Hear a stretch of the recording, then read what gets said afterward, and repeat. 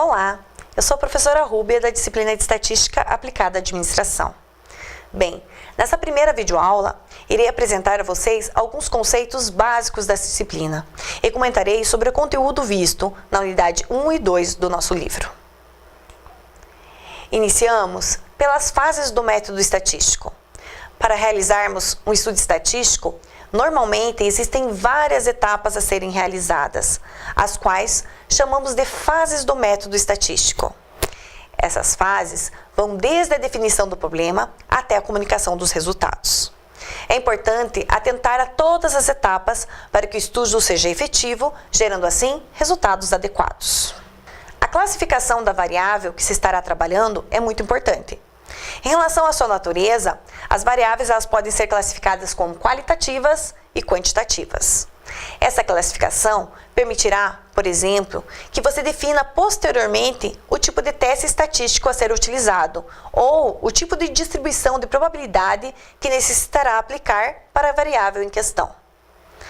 A variável qualitativa faz referência a observações relacionadas a atributos que não apresentam estrutura numérica, sendo nominal, quando as observações não apresentam nenhuma hierarquia ou ordenamento, como por exemplo estado civil de uma pessoa, ou ordinal, quando as observações apresentam uma hierarquia ou um ordenamento, como o cargo de um funcionário. A variável quantitativa está relacionada às observações que apresentam uma estrutura numérica associada à contagem ou à mensuração. Essa variável quantitativa pode ser classificada em discreta e contínua. Discreta, que são as observações de estrutura numérica e estão associadas a valores fixos, como por exemplo, número de pessoas que pagam seus impostos em dia. E a contínua são todas as observações que representam valores numéricos e que podem assumir qualquer valor dentro do intervalo, ou seja, corresponde a números reais. Por exemplo, o tempo que uma pessoa fica numa fila. É importante sabermos também a diferença entre população e amostra. Uma população é um conjunto de pessoas, itens ou eventos sobre os quais você quer fazer uma inferência. Nem sempre é conveniente ou possível examinar todos os membros de uma população inteira. Então, separamos um subconjunto de população, que chamamos de amostra. As amostras a serem trabalhadas devem apresentar uma característica importante, que é a representatividade. Para que as conclusões da teoria de amostragem sejam válidas, as amostras devem ser escolhidas de modo a serem representativas de toda a população. Uma vez que você decida trabalhar com a amostra, é preciso elaborar o plano de amostragem, que consiste em definir as unidades amostrais, a maneira pela qual a amostra será retirada, que seria o tipo de amostragem, e o próprio tamanho da amostra. Temos dois tipos principais de amostragem, as probabilísticas e as não probabilísticas. As probabilísticas ocorrem quando todos os elementos da população tiverem uma probabilidade ou chance conhecida e diferente de zero de pertencer à amostra.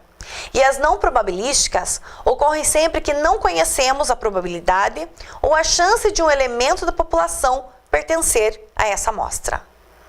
Em cada tipo de amostragem, existem métodos diferentes, como na não probabilística e na probabilística. Na probabilística, posso adotar o método aleatório, sistemático, estratificado e por conglomerado.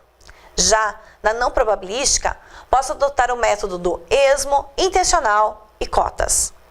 O tipo de amostragem vai depender das características da minha amostra e das condições que possuo para escolher essa amostra. Agora, vamos para o exemplo de distribuição de frequência no quadro. No slide, temos algumas definições importantes, como de frequência, dados brutos e rol. Além de que, para construir nossa tabela de distribuição de frequência, podemos optar por uma variável discreta ou contínua. A variável discreta é utilizada na representação da série de valores quando o número de elementos distintos da série for pequeno. Quando os valores apresentam grandes números de elementos distintos, a variável discreta não é aconselhável na redução dos casos. Nesse caso, agrupa-se os dados por faixa de valores ou classes. Aqui temos um conjunto de dados brutos. Pelo número de dados, como vocês podem ver no slide, Vamos utilizar a variável contínua para treinarmos, ou seja, iremos trabalhar com os intervalos de classe. Nós temos aqui no slide um quadro com dados brutos, que são os dados originais, que ainda não foram trabalhados após a coleta. Eles já foram organizados em row, que é a ordenação dos valores obtidos em ordem crescente ou decrescente. Nesse caso, estamos usando a ordem crescente dos dados, o que vai nos auxiliar na nossa contagem. Consideramos esses dados as notas dos alunos em estatística. Primeiro, vamos construir nossa distribuição de frequência. Precisamos determinar o número de classes, que chamarei de K. Então, vamos calcular lá. Meu K é igual a raiz de N. Qual que é meu N? É o total de alunos, o total de notas, né? Então, nós temos lá que o total é 30. Logo, o meu número de classes vai ser igual a 5,48. Arredondando, né? Aproximadamente 5 classes, que eu já coloquei lá para vocês na nossa tabela. Então, na sequência, a gente precisa determinar a amplitude do intervalo de classe pela fórmula do C, que é a nossa amplitude da classe, que é igual a amplitude total dividido pelo meu número de classe menos 1. Então, vamos lá. Qual que é a minha amplitude total? Para calcular a amplitude total, vamos voltar lá ao nosso conjunto de dados e verificar qual que é o meu x máximo e x mínimo, né? O x máximo, então, a maior nota, menos a menor nota. Então, minha maior nota lá é 85, menos 60, que foi a menor nota. Logo, meu intervalo é 20. Minha amplitude desse intervalo é 25. Retornamos à fórmula da amplitude do intervalo de classe. Então, a amplitude total, 25, dividido pelo meu K, que eu já achei lá que é 5, menos 1. Então, faço a continha. 25 divididos pelo 5 menos 1, 4. Isso aqui vai me dar 6,25. Aproximadamente, arredondando lá, 6. Esta vai ser a amplitude do meu intervalo de classe. Também eu posso estar utilizando para iniciar o meu conjunto de dados a fórmula do limite inferior. Então, eu vou pegar lá o limite inferior, que nesse caso a gente já viu lá que é a menor nota, que é o 60, menos o C, que é 6, divididos por 2. Então, eu tenho lá 60 menos 6 divididos por 2. Fazendo a continha lá, isso aqui vai me dar 57. Assim que eu achei, aqui eu já achei todos os dados para que eu possa montar a minha tabela. Vamos lá. Como o meu limite inferior é 57, vamos iniciar pelo 57 na primeira classe. 57. Vai até que valor? Eu olho a minha amplitude, 6. Então, 57 mais 6. Vai até 63. Aqui, a gente vai colocar o símbolo do intervalo, que significa, nesse caso, um intervalo misto, onde um dos lados pertence à classe e o outro não. Então, assim, nós vamos montando todas as outras classes. A próxima, então, do 63 até o 69, do 69 até o 75, do 75 até 81 e da nota 81 até a 87. Feito isso, eu retorno lá a minha tabela, os dados brutos, né? E verifico quantos valores eu tenho entre 57 e 63. Lembrando que o 57 pertence ao intervalo e o 63 não. A nota 63 eu vou somar lá no segundo. Então, fazemos isso para cada uma dos intervalos de classe. Dos 57 e 63, se vocês olharem lá no nossa dados brutos, nós teremos que tem 2 valores, que vão das notas do 60 até o 62. Do 63 até o 69, excluindo a nota 69, nós teremos 6 frequências. Do 69 ao 75, a gente vai observar 11 valores. E no próximo, do 75 ao 81, a gente verificou lá que tem 8 valores. E por fim, 3 valores. Todos esses aqui é a minha frequência absoluta, Quantas vezes as notas se repetem. Somando aqui, eu tenho que ter um somatório igual a 30, que é o meu N lá.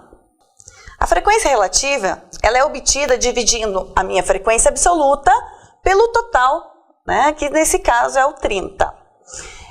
Sendo assim, a minha primeira frequência absoluta, eu vou pegar o 2, vou dividir por 30 e ainda posso estar multiplicando por 100 para dar o meu valor em percentual.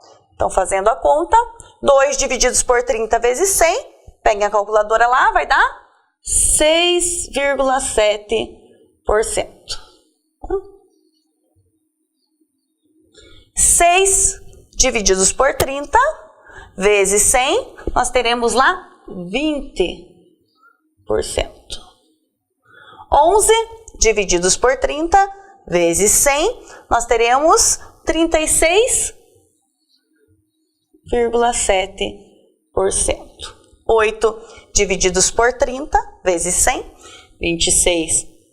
26,7%. E por fim, 3 divididos por 30 vezes 100, 10%. Interpretando essa coluna, podemos dizer, por exemplo, que 10% dos alunos tiraram notas entre 81 e 87. Dos alunos que tiraram nota entre 57 e 63, 6,7%. E assim por diante. Para calcular a frequência acumulada, que é a nossa próxima coluna, somamos a frequência de uma classe, as frequências de todas as classes abaixo dela. Logo, a primeira frequência absoluta é 2, como não tenho nenhuma abaixo, repete o 2. A próxima frequência acumulada vai ser o quê? O 6 mais a anterior, 2. Então, 8. A próxima, 11 mais 6 mais 2. Então, lá já tenho 8, vai ser 19. Próxima frequência acumulada, eu vou fazendo assim, Alunos, 8 mais 11 mais 6 e mais 2. Então, tenho lá 27. E vou fechar aqui, 27 no 30. E é o total de alunos. Por fim, a gente verificou lá também o cálculo da frequência relativa acumulada. O que é esse cálculo da frequência relativa acumulada? Então, nada mais é do que fazer o que a gente fez aqui na relativa, porém, ao invés de eu utilizar os dados da frequência absoluta, eu vou usar os da frequência acumulada. Então, vou fazer cada valor da frequência aqui acumulada dividindo pelo meu somatório lá, pelo meu N. Logo, 2 divididos por 30, vou fazer também vezes 100, para apresentar esse valor em percentual, vou ter lá que é 6,7%. Na segunda, 8, divididos por 30, vezes 100, que vai me dar lá 26,7%. 19 divididos por 30 vezes 100, 63,7%. 27 divididos por 30 vezes 100, eu tenho que é 90%. E o último, que fecha o meu 100%. Interpretando, posso dizer que, por exemplo, 90% dos alunos tiraram nota abaixo de 80, porque aqui está somando até 80. Finalizamos nossa distribuição de frequência. Na nossa próxima videoaula, trataremos sobre as medidas de posição e dispersão. Até a próxima videoaula. Bons estudos!